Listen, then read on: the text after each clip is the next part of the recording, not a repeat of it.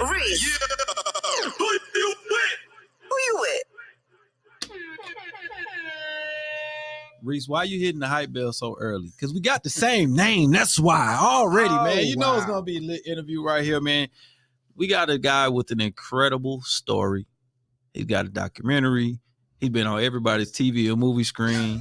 We about to get this thing all the way popping. And when I say incredible story, this man went from Marine to homeless to an award-winning actor. Just a hell of a dude. Maurice P. Kerry in the building. What's up, man? What's happening, man? How you doing? Thank you for having me. It's a pleasure. It's a pleasure. For sure, man. So obviously everybody just saw you on that Law and Order not too long ago, but 3-4 days ago, you know what I mean? That's the show. And tonight. That's what I'm talking about, man. That's the show that, you know, a lot of people are tuned in with. But of course, you've been on all the shows that everybody's loving. You know what I'm saying? On a couple, maybe one or two. You know what I'm saying? MacGyver's been so many good. MacGyver, The First Lady, Atlanta. That's really one of my favorites. Wicked City. Actually, Wicked City was my favorite. Okay. I gotta check that out. All right, so that's what's up, man. So you about to get the in-depth interview with this brother right here. It's got a lot of things, more layers than an onion. So let's go ahead and kick this thing off, man. Tell me about the acting, because like I just gave it the quick little thing. Like, of course, you served our country. You out in California. You find yourself in a position that I hate. A lot of veterans find themselves in. You know what I mean? Like trying to find their way, and for whatever reason, they don't get the resources that they should be getting. You know what I mean? And then you pivot. How the hell you start acting though? Well, wow. So it was crazy because I knew I always wanted to be in entertainment. I knew that from when I was a little kid. I just didn't know how. You know, my uncle, well, music runs real deep in my family. My uncle was DJ Dana. He passed a few years ago. If you remember Gorilla Zoe Hood niggas, that's my blood uncle. Passed a few years ago. You know, I thought I was gonna sing. I thought I was gonna rap. If y'all look me up, I got songs, all that, did all that. But none of it really landed. You know, and then while I was in San Diego, you know, California after the Marine Corps. I was living out of my buddy's car while he was in Iraq, and I was with a group called Southern Noise, and we were, you know, doing music. But while we were doing that, I was also doing, you know, a little background work because I was trying to figure out how to get into the business. So I started doing background. And if you look on Veronica Mars, I don't know, it's like season whatever, episode something or whatever, I don't know. It's called The Grapes of Wrath or something. And you'll see me back there, 25 years old, playing a high school student. Full beard. That's what I'm talking about, though. We can get a good wide range of ages, though. You know what I mean? Right. Black don't crack. That man drink a lot of water. Just put it that way. Please believe.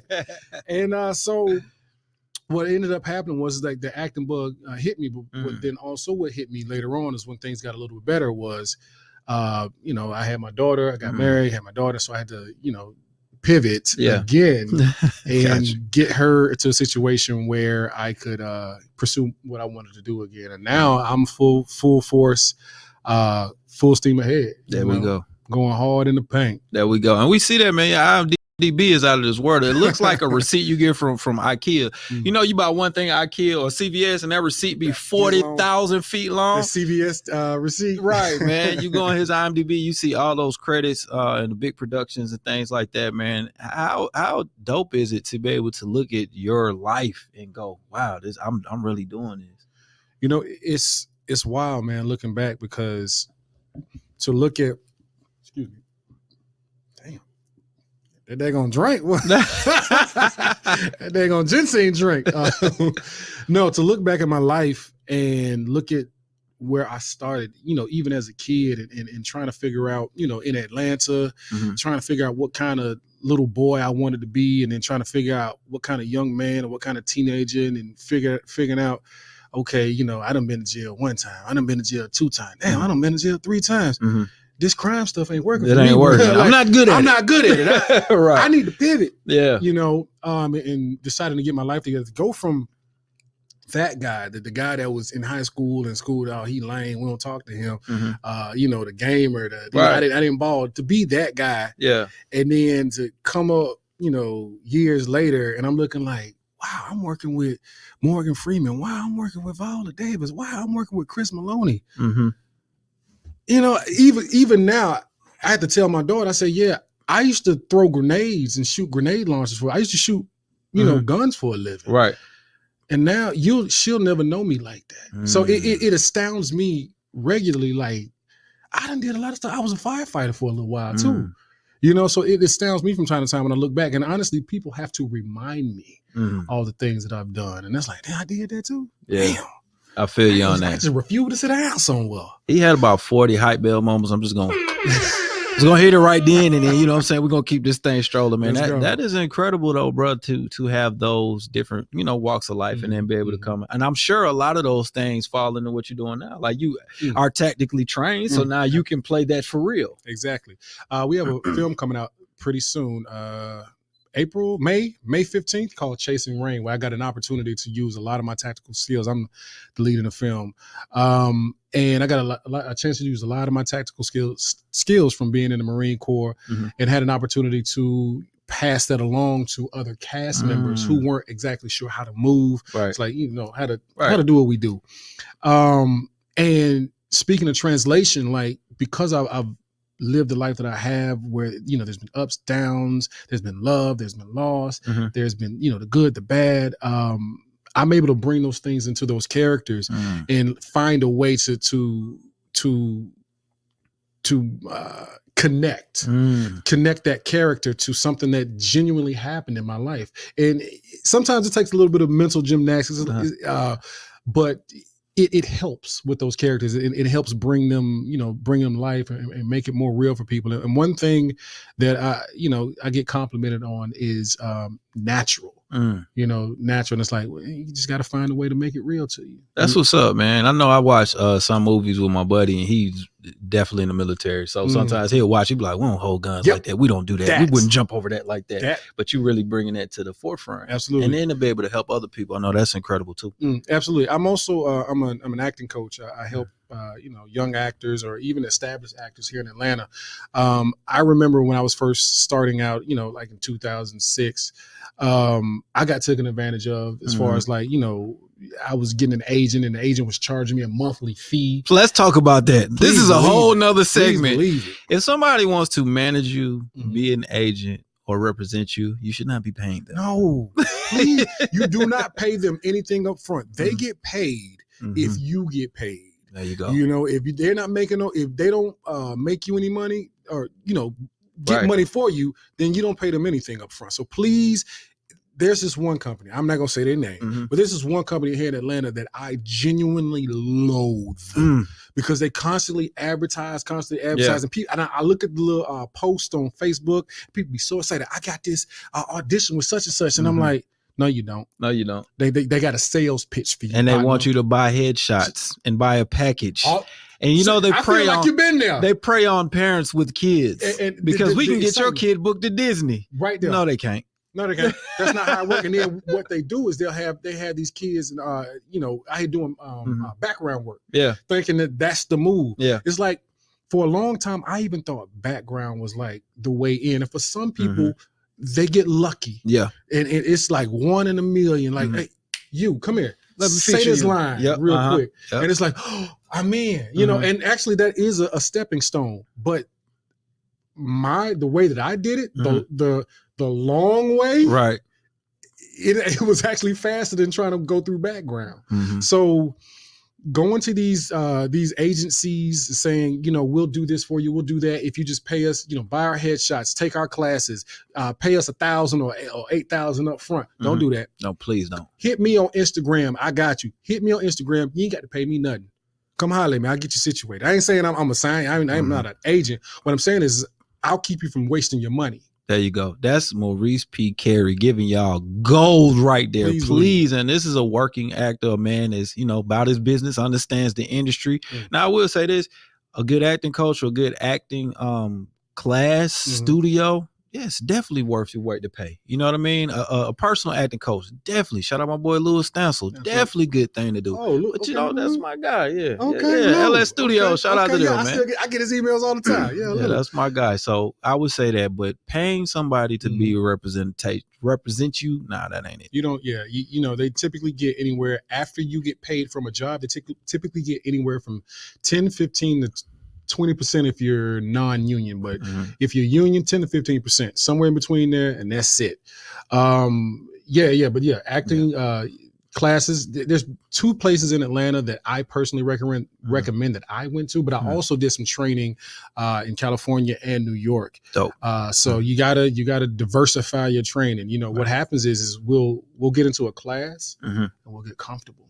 So there was a class that I went to. I loved it. The issue that I had with it was that it was all majority black. There was like 2 white people there. Right. And what happens is we get around each other. We cool. We comfortable. Yes. You know, we all friends and family. So what I had to do is I had to take myself and I had to take the moment and say, hey, you know what? I need to stop being so comfortable. I need to get around people who, if they say, nigga, I flinch. You know what I'm saying? Versus, oh, what up, my nigga?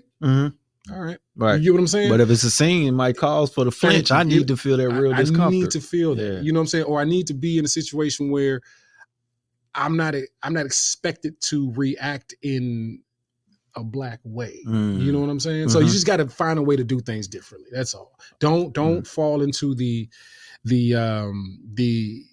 monotony of what's easy and what's comfortable. Because sets aren't like that. Exactly. Sets are very diverse. Exactly. Right. Exactly. So that was really the key to it. And that's honestly has been the key to my success, is the diversity of the things that so I learned it from, I was listening to, this is years ago, I was listening to Michael B. Jordan. And one of the things he said that he told his agents were, I want to go out for white guy roles. Makes sense. And I was like, thanks, Michael B. Jordan. I'm doing that too. But I also had to make sure that I was able to accommodate those roles. I can't be talking like Atlanta and the guys from, Los Angeles. Right. From Idaho. I need to be able to have well-versed. Well-rounded, some diversity. And we see that in the roles that you pick up, you really knock them out the park. You know what I mean? Like I said, a dynamic human when it comes to being in front of that lens. So definitely just want to say that's what's up to you, man. Thank you, Give you your congratulations, my brother. It's the word I was searching for. Let's talk about this documentary though, because you got a few things in the fire. Can you talk about these things? What can you talk about? He got a lot going on. So the documentary, we actually one of the producers of the documentary is in the building. I'm not gonna point at her. Okay, but Tiffany. Shout out to the PR. But what I will say about it, I don't want to talk too much about it because we're still in production of it. I'm just trying. I'm trying to get y'all. What I will say, some behind the scenes information. Some top secret information. I love y'all. Why is he putting the bass on? Because I got to tell to my people. I'm trying to not, so you can't hear me. I'm trying to talk to my people over here. I'm trying to get y'all some information that you're not supposed to have. But listen here, man. If you gonna put the bass on it, then I got to put the bass on it. You know what I'm saying? It can't be in here too basic. Right. So the documentary, what I will say about it is that it's trying to change the narrative of black men. So, and I think it's a beautiful thing, and I think it's very, very necessary because I grew up in a time where I could have used my narrative shifted about who I was supposed to be, what I was supposed to be, how I was supposed to be black. Yeah, everything that I knew about being a black man, because my mother was a single mother, so everything I knew about being a black man came from Nino Brown, right, and the rap music and shut up, bitch, right? You know what I'm saying, and trying to be hood, trying to be gangster, and my maternal side of my family is they Atlanta with no T's, just the A, Atlanta. You know what I'm saying? And so I come from a long line of killers, drug dealers, thieves, thugs, bootleggers, pimps, convicts. From my mother's side.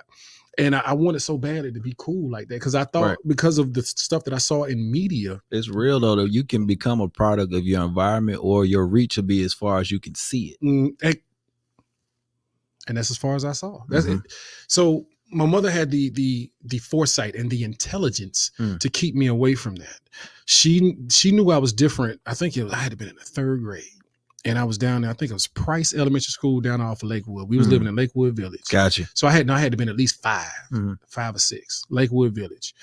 And the schools called and they said they had to get me up out of there because I was different. You know, I didn't speak like them. You know, I enunciated because my mother made it a point. She felt so bad about the way she spoke growing up because she thought watermelon was how it was said. Right. You know what I'm saying? And she thought the way she talked was proper, but it was incorrect English. Right. And so she made it a point. It hit her so bad that she made it a point that I was different. And so that trickled down to where I was trying to figure out, you know, oh man, but am I black though? Like if I don't say shout every other word, you know what I'm saying? Like, am I black? Right. You know, and so it became me trying to figure out how to be a real, like, how bad do I want to be a real nigga? Right. Because we kind of wear that as a badge of honor in certain neighborhoods because we like being smart is not cool.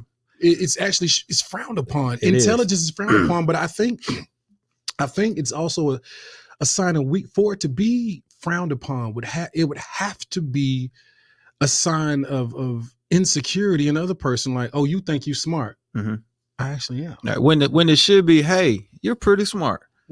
How you learn? How do you learn that? Can you teach me too? Stay down here in the stupid with us. Stay in the stupid with us. Where are you going? Why are you going up there and excelling? Stay here with us so we don't have to confront the fact that we should be all trying to elevate. Right. Man, that phrase "crabs in the barrel" is a real thing. It's real. And luckily, and I'm so thankful. It was a moment. It was that moment when I decided to join the Marines. That right there was a departure from what people would typically do, you know, where I was from. And they say, oh, you finna go to the Army instead of the motivation or the help or try to give you some more, you know, get up out of this. You know, you keep getting. You think you finna go to the Army. Exactly. What you think they finna do for you? So after that first decision was a step to like, okay, I can make decisions outside of the group. And so now, after being in war and after doing, you know, living life, now I don't care. I genuinely don't care because I see the benefits of being able to be a free thinker and think for myself and go and look at something and analyze it and go, that's stupid. I'm not going to do that. Right. Why would I do that? That's dumb. That could lead, like, if you go this plus this equals this, how about I just don't do that? Then we won't equal this. Right. But you want to keep doing this and this and equal this and be mad because it equal that. It equal that every time. Every single time, damn it. Every time. Got you. That makes sense. So I'm so glad you added a different number to that equation and we're not sitting here right now. Right. You know, absolutely. What I mean? So absolutely. That's dope. I saw what F's on people's records could do for them. And I said it. I said, I was 19. I said, I don't want no F on my record. I said, I'm getting real close. I said, if they'd have caught me that last time. Yeah, it would have been the last time. I'd have been under, up honor. You know what I'm saying? So I'm cool now. I'm good now. And just to be clear, right? I went down. So I have a secret clearance with the government. We good. we solid. He's super solid. Yeah. They didn't catch me that time, but I went and checked with them. They ain't looking neither. Right. They ain't looking neither. That's what's up. Let me hit the high bell for that. Nobody's looking. They're not looking for me. I love it, man. What is like I guess your most enjoyable part of being an actor? My daughter. So. That answer came quick. I need to hear the explanation. My daughter, 95%. So my daughter, I call her. I've been calling her Junior since she was born. She's named after me and her mother. So she has me and her mom's name. 95% of anything you've ever seen me on television doing, my daughter has been my reader. And my daughter, she when I'm doing those auditions, she's the one behind the camera. I can line them up. She's the one behind the camera saying the words with me and doing take after take until I find everything I need to put into it. And then she's the one that I kind of, because I've raised her for 14 years by myself. Yeah. So we're so similar. If I go, all right, cut. And I look at her face and she does this. I say, yep, that's it. Good. That's it. We in there. What's the other look she give you? Oh yeah, we got to do it over. This one right here. Run it back. Cause my daughter, she be hitting me with that Daria dry face. Cause she wear glasses. She be hitting me like that. So she, she be having little attitudes, but I always give her gratitude, and I always thank her, because when people see me on these red carpets, when they see me on the internet, when they see me on television, Law and Order. My daughter read for me there for my audition there. You get what I'm saying? For Wicked City, my 2 favorite roles that I've ever done, Wicked City and Law and Order, and my daughter read with me. So the best part is watching her light up, and then watch this, her coming home with the bragging rights. She like that. I'm talking about. I'm sure she does. Yeah. I'm sure she does. Girl, I my daddy. Yeah, I seen your daddy too. Shut up. That's what's up, man. I definitely feel you on that one. I know sometimes like my kids, they hit me on the radio or something, and I get that same situation, or they come and they do a drop, or they hear me doing a commercial. My moment like that was I did a voiceover for a gaming app, and then she was playing the app, and the voice came up, and she was like, "Daddy." You know, that sound like you. So that was it. That was it right there. What game was it? It was a Fishdom. It's a gaming app on the phone. A lot of kids got it. They like build these aquariums and play these little puzzle games. Now I got to pull it up. Now. There you go, my boy. That's what I'm talking about. Got to rep. Yes, sir. Yes, sir, man. I promise this is one of the more enlightening interviews. You know what I mean? Because it's like I said, you got more layers in the onion. So we got to keep talking about it, man. Tell me about. I might make you cry though. That would be the acting, right? Award-winning acting. What do you have coming that people should definitely keep their eyes open for? So May the 15th? May the 15th. Thank you. May the 15th. I have the Lorraine stage play that I'll be doing here in Atlanta. I don't remember. I got the flyers in my car, but it'll be the Lorraine stage play here in Atlanta.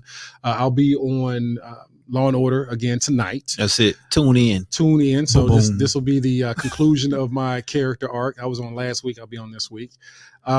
We have Chasing Rain coming April the 15th. May 15th? We already, because we passed April. May gonna be a busy month, bro. It is. Oh, Lorraine is June. Okay, I'm sorry. See, PR. The PR keep you. Hey, we got to get her on camera. Yeah. Okay. There we go. June 15th is Lorraine. May 15th is Chasing Rain. Then also I have Gunner coming out later this year. I don't have a date on it, but it'll be later this year. Okay. Gunner is me opposite Luke Hemsworth and Morgan Freeman. That's what's up. Not the voice of God. Yes. That's what I said. The voice of God? That's what I said. I'm like, so I'm turned up right now, right? But when I be on set, I play it cool. Yeah, right. Thank you, Mr. Freeman. Morgan Freeman, he's so cool. Morgan Freeman is a G. Do y'all know he sounds like Give me a Morgan Freeman story, bro. Man, let me tell you. First of all, Morgan Freeman is a veteran. I didn't know that until he and I had the conversation. I think he said it was Air Force. I think he's Air Force. Okay. But let me tell you, this is how I met Morgan Freeman, just like this. First I was like, oh man, should I say something? Because that's expeditiously right. Exactly. So I said, all right, how you doing, Mr. Freeman? First of all, son, it's Morgan fucking Freeman.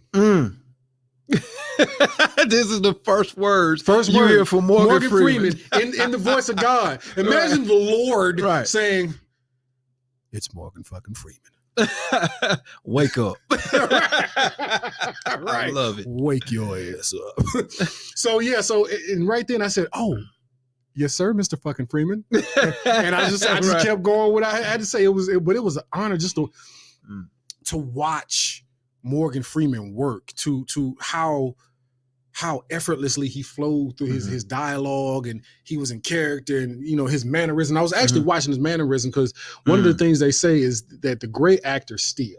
Oh, okay. And I'm gonna be real with you. Some of my best roles, I found something that another actor did and I mimicked it. Makes sense. Like with Wicked City, Jack Sparrow. So I put a little Johnny Depp in there. Yep, I put some Johnny Depp in there. When I did Ordinary Joe, I pulled a Denzel. There you go. In Glory. When he did the one tear, I pulled a Denzel. That's so sometimes I if you see something that look familiar, it's because it is. Right. But you had to make it your own, and that's what makes it great. Absolutely. Absolutely. And so making it your own again ties back to making it real for you and making it a part of who you are, who you were, and the character that you want to be. Right. That's what's up. I just learned that. I learned that if I meet Morgan Freeman, I had to say it's Morgan fucking Freeman. I have to and do with that. with respect on his name. Exactly. Mr. fucking Freeman. There we go. And I also learned that this is not only a great and award-winning actor, he's a hell of a dad and just all around good dude, man. Make sure y'all tap in with Maurice P. Kerry, all social media platforms, same name, you know what I mean? And check his IMDb. I'm telling you, it's a CVS receipt. My boy, appreciate you pulling up on us. It's an honor and a pleasure. Thank you. For sure, Thank man. Make sure y'all tap in with him, like I said, and stay tuned right here. Of course, we live from Media Campus West, Reec Show Live, Magic 107.5, 97.5, and Reec Radio. We are gone. It's time to see who's with Reece. Hey, yeah. Who you with? Wendy Williams is in here.